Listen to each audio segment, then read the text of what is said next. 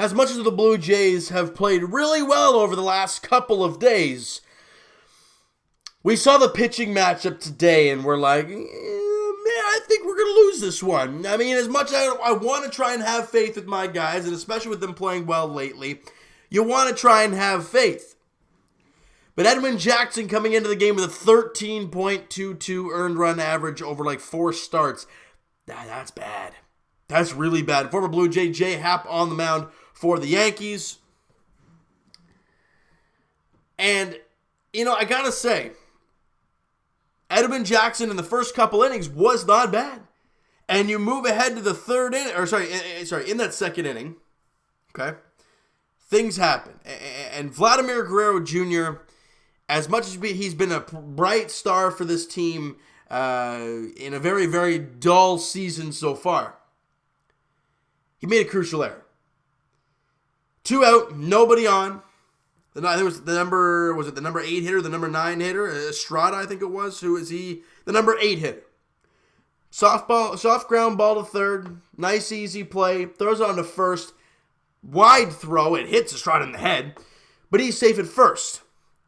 Now, after that play, in the second, that could have ended the inning, and it could have been a nothing game. Going into the bottom of the third, Edwin Jackson's had a 3-down inning, you'd be feeling great.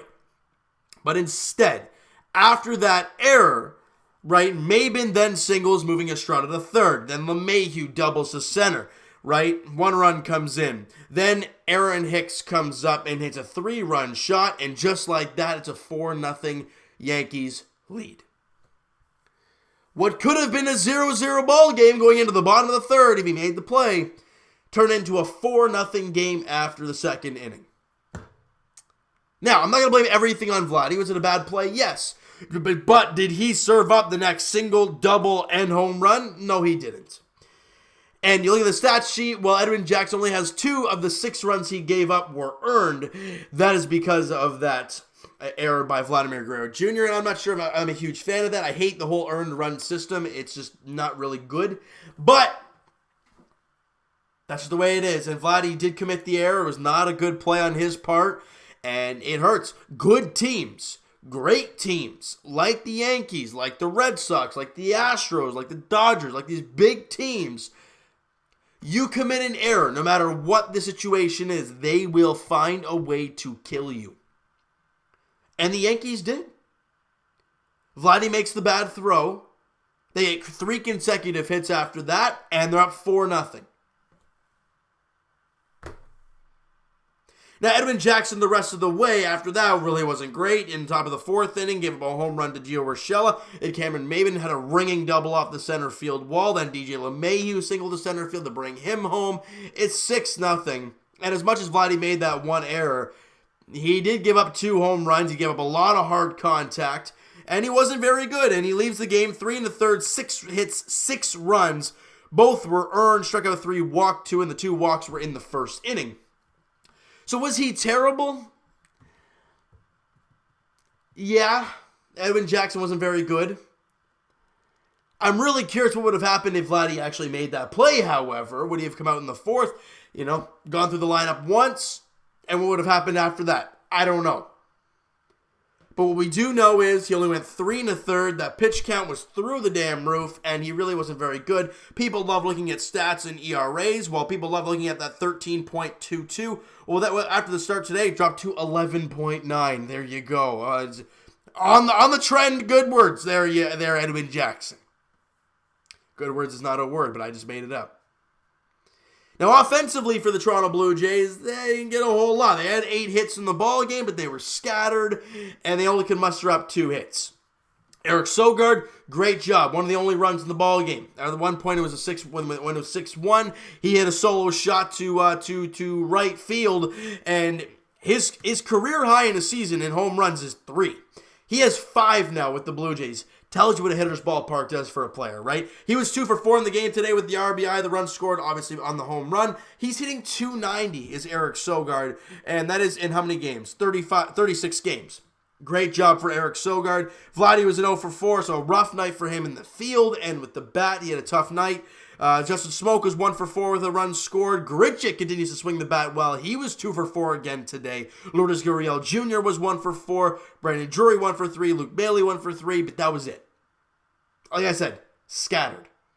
It wasn't really a great ball game by the Blue Jays. It didn't help that you were down 6-0 after the second inning. Sorry, 4-0 after the second inning. And it didn't really help at all. And then past the third inning, or the fourth inning, into the fourth, you're down 6-0.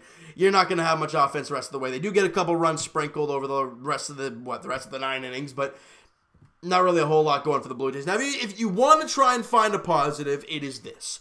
Thomas Pannone came out there, all right, in the 6-0 game. Came in the mop-up role situation. He went 3 2/3, gave up 1 hit, walked 1, didn't give up a run, and struck out a batter in 3 2/3. Again, I'll say it again. People love looking at statistics. His ERA coming into the game was 6.67. Leaving the ballpark today, it's 5.91. So it dropped about 70 spots. So good job by Thomas Pannone. He was throwing strikes. With him, it's all about the location. He's going to throw 91, maybe 92 miles an hour on the fastball. He ain't going to throw it hard. He's not going to blow it by you. If you hit the corners, he's got the stuff that can play. But if he's not hitting corners, he's not like Mark Burley, not like Marco Estrada, you're not, even Jay Happ for that matter, you're not going to do too well. But for Thomas Pannone, he did a great job there today. And Tim Meza, who came off the IL, went an inning, no hits, no walks, got a strikeout, clean inning. His ERA is now 3.32. Tim Meza has been spectacular for this team out of the bullpen. And then Elvis Luciano, great to see him out there and throw a clean inning, give up a hit, walked a batter as well, but struck out 2. And a good job by Elvis Luciano in his inning there today. But that's about it.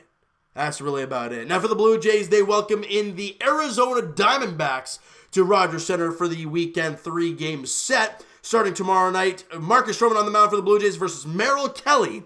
Stroman, after a really good performance in his last outing, looks to continue that in interleague play tomorrow night against the D-backs. And Game 2, Zach Greinke. Here we go, people. An ace. Great. You love facing aces, don't you? And Aaron Sanchez is the scheduled starter in that game on Saturday afternoon, 3:07 first pitch at Rogers Center. And Robbie Ray and Clayton Richard round out the finale of the series on Sunday afternoon. So there's the 3-game set coming up against the Diamondbacks. Now we're going to hit the minor leagues here before we wrap this puppy up. We're going to go to AAA Buffalo here, where they came away as 3-2 winners today at, is it still called Coca-Cola Field? You guys can let me know. I think it is. Well, I could be wrong, but you guys let me know if it's still called Coca-Cola Field there in Buffalo for the Bisons. And I looked at Anthony Alford's stats the last few games, and it was funny because he got injured, all right? I don't know when it was, like last week or so. He was out a few games. And he came back for a couple games, and he struck out 3 times. I'm like, man, he has struggled hard. Today, he went 3 for 3 with a run scored and a walk. Average back up to 226. Anthony Alford, guys, other than those couple of games earlier, is starting to find himself a little bit here. Not too long ago, he was in the 180s, 170s, but now he's up there in 226. He's swinging the bat well. Good job, Anthony Alford. Great to see there. And the reason you know that AAA is a big difference from the big leagues, Socrates Brito is hitting 286 down there. Just give you the guys a little bit of perspective on that. All right, and Richard Urania 1 for 3. Reese McGuire, the catcher, 1 for 3 in the ball game. And this is an interesting one. Graham Sparker, all right? No one is going to know the name I'm talking about unless you're a hardcore Jays fan who's watched all the minor league stuff over the last few years. You'll know who I'm talking about. Graham Sparker started the year with the Dunedin Blue Jays, and he's not a younger guy. He's in 1995. He's March 1995. So, again, what is he now? 24, I want to say. Yeah, I think he's 24 years of age.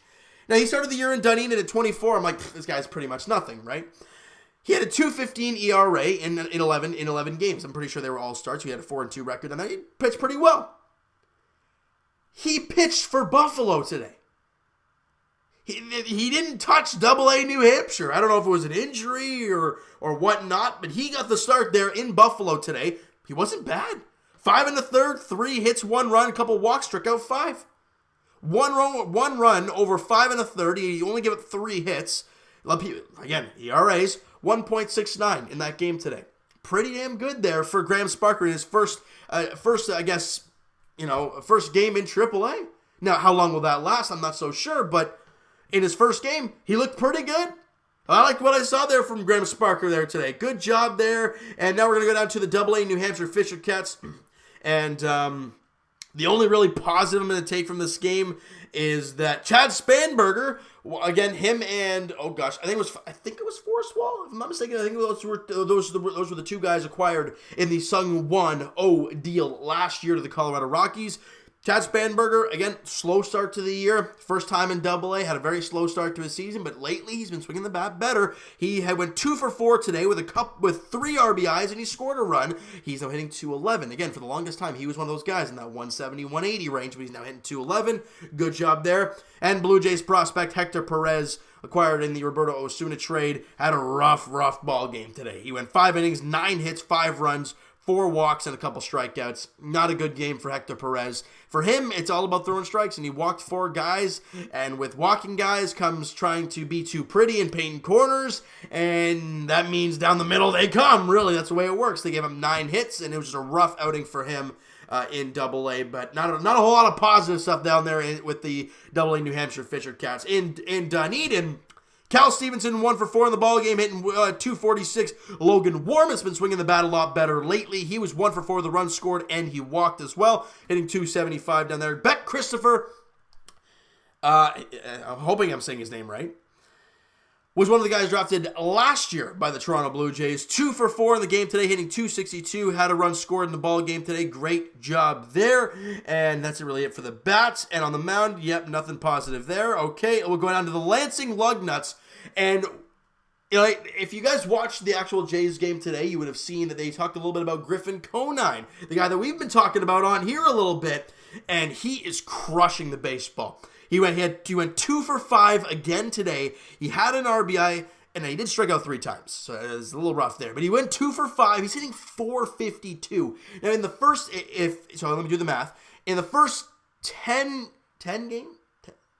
games of his season there in Lansing, he's hitting 452. He's got 4 home runs. He's got 10 RBIs in 8 games. He's ripping the baseball up down there. Now, he's a guy that reminds me a little bit of Nate Pearson, right? A guy who, a little bit of an older guy. I think he's, 21 or 22 years old now. I think he's 21, actually. But a guy that I can see the year, if he continues to play well, and the year in Dunedin, and the year possibly in New Hampshire, depending on how he plays. Griffin Conine is one of the top prospects for the Blue Jays. He was a second-round pick last season. Had a rough time there in Vancouver last year, and kind of like the shortened season once he got drafted and all that. That's what happened to Conine and Groshans last year, but going to Vancouver. Actually, Groshans didn't go there. But seeing what Griffin Conine did last year, went to Vancouver. You're going to see that with Alek Manoah. You're going to see it with guys like that, those overage guys, 21, 22-year-old players. You're going to be seeing them go play for Vancouver, and the other guys are going to be going down to play in Bluefield and whatnot. So that's what we're going to be seeing there. But for Conine, great night again today. And Hagen Danner, one of the Jays draft picks, I think it was a couple of years ago, still a very, very young catcher, but has really struggled. And I think, a lot of people, he kind of died off a lot of radars because his bat was just terrible. He was not swinging the bat well at all this year. However, lately, he's been finding himself.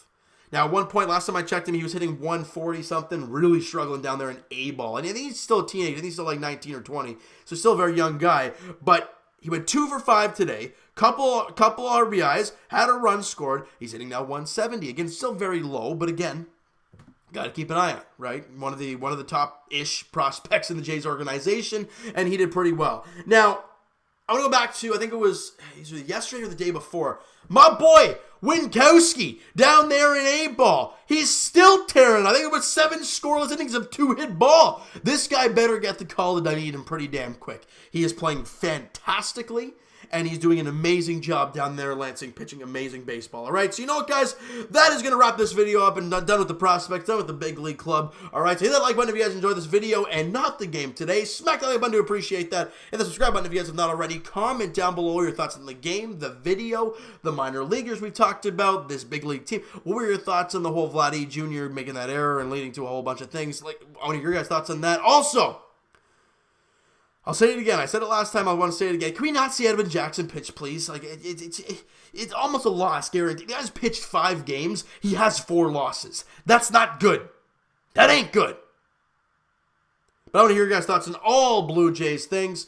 And Evan and I will talk to you guys podcast edition tomorrow afternoon. Link is in the description for the podcast channel and for the podcast itself on iTunes, guys. Twitter is also down below. Follow up, send me a DM, do all that great stuff. And check out my main man, Blue Jays Wave on Instagram. You know what? I hope I'm having the podcast at the end of the month here. It's going to be a lot of fun. If you guys have not checked out the podcast, please do so. And if you have not checked out Blue Jays Wave on Instagram, first of all, you're lost.